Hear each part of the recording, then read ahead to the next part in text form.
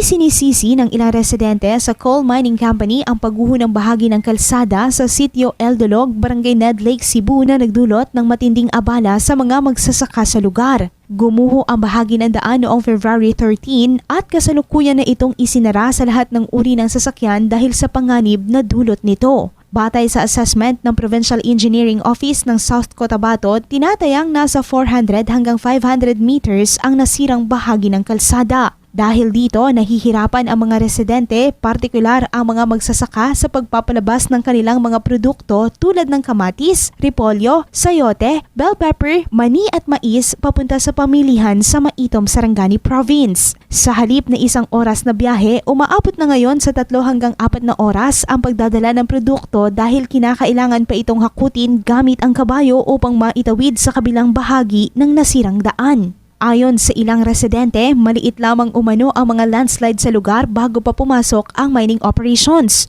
Ipinunto nila na posibleng nakaapekto ang mga isinagawang pagbubungkal at drilling sa katatagan ng lupa lalo na kung napasukan ito ng tubig. Samantala, pansamantala munang gumawa ng alternatibong daan ang mga residente upang makadaan ang mga motorsiklo at mailabas ang kanilang ani.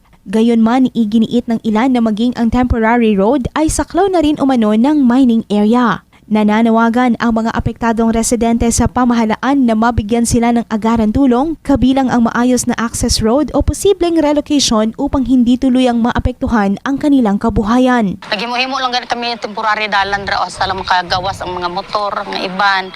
Tapos ang ilang mga gulay ginahawling hasta lang makaabot didto, ma'am. Mga 3 ka oras to 4 ka oras bago makaabot dito kay nahimo ng rough road, ma'am, ang dalan. Ginahauling kasakay sa kabayo pagkadto dito sa maagi sang motor naman liwat kag ikarga.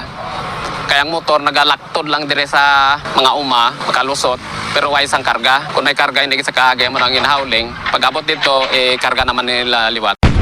Gusto gid namon nga makayunon siya para nga may krasada kag makagpagwa kami siyang produkto namon. Ang tinig ng ilang mamamayan sa sitio El Dolog, Barangay Ned.